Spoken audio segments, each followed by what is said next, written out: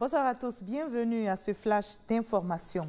Le chef de l'État, Alassane Ouattara, vient de présider un conseil présidentiel pour évaluer la mise en œuvre du plan de soutien économique, social et humanitaire décidé par le gouvernement pour faire face aux impacts du coronavirus. Pour rappel, l'État ivoirien a mis en place un fonds de 1 700 milliards de francs CFA pour soutenir et soulager les opérateurs économiques et les populations éprouvées par la pandémie à coronavirus.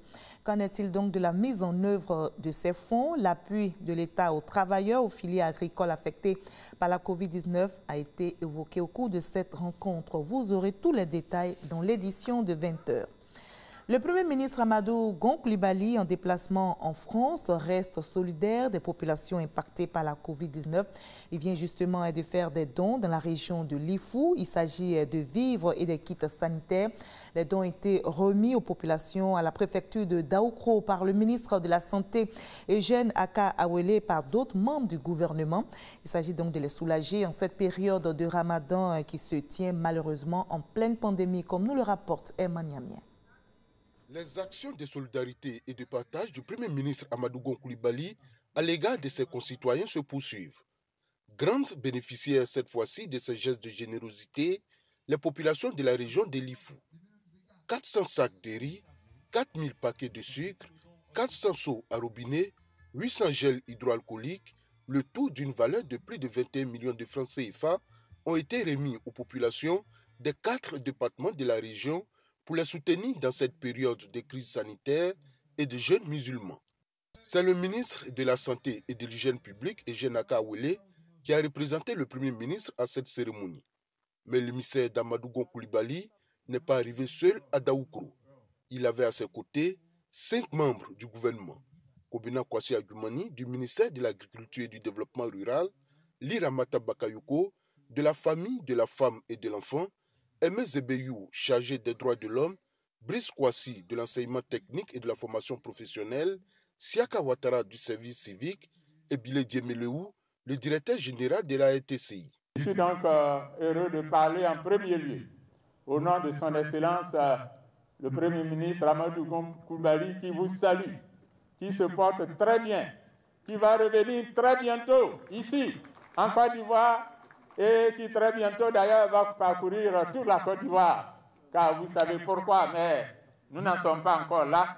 Pour aujourd'hui, nous sommes venus, au nom de la lutte que nous menons dans le cadre du plan de riposte mis en œuvre par le gouvernement sous l'égide du président de la République Alassane Ouattara, mais également, deuxièmement, nous sommes ici pour venir faire un don. Nous sommes ici pour la paix. Nous sommes ici pour aider nos parents.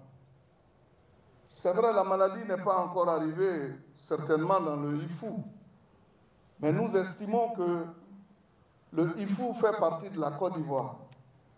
Et c'est pour cela que le Premier ministre nous a mandatés pour venir rencontrer les populations d'ici et leur dire Yako pour la souffrance que nous endurons tous par rapport à cette maladie. Outre les vivres et non-vivres, le Premier ministre a aussi fait un don en numéraire de 7 millions de francs CFA aux populations.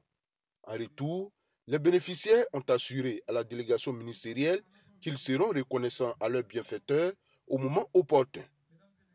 Autre geste de solidarité signalé cette fois-ci dans la région de Bekel, l'initiative est de la Musarti, la mutuelle sociale des agents de la RTI. Le président de cette mutuelle, Alvar Assa et son équipe, mènent campagne contre le coronavirus et font aussi des dons à RTI Boaké. On en reparle ce soir à 20h.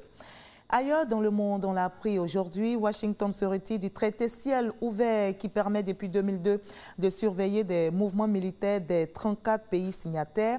Raison avancée par les États-Unis, les violations répétées de la Russie. Mais Moscou rejette ces accusations et déplore la décision américaine. Le pays de Vladimir Poutine annonce, malgré ce retrait américain, son intention de rester partie prenante du traité. Pas question donc pour l'instant d'un retrait russe du traité ciel ouvert.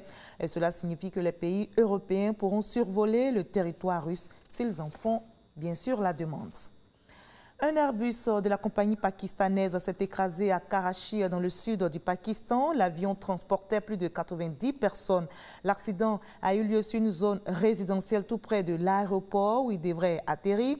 Il intervient au moment où le Ramadan va prendre fin et à la reprise des vols commerciaux. On déplore au moins 40 morts. Le bilan devrait s'alourdir. Aucune information officielle pour l'instant sur les raisons du crash. Les incidents aéronautiques sont fréquents au Pakistan, qui a connu le crash le plus meurtrier de son histoire. C'était en 2010. 152 passagers et membres d'équipage avaient péri. C'était le griot de la world music. Mori Kanté a quitté définitivement la scène. Il a déposé le micro. Il ne chantera plus Yeke Yeke, ce tube célèbre chanté dans presque tous les continents et qui a fait danser des foules. L'artiste guinéen s'est éteint à l'âge de 70 ans ce 22 mai dans un hôpital de Conakry des suites de maladie.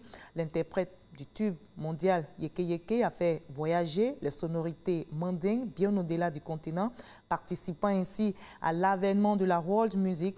L'Afrique pleure donc Mori Kanté, celui qui a fait entrer la musique africaine dans une autre dimension.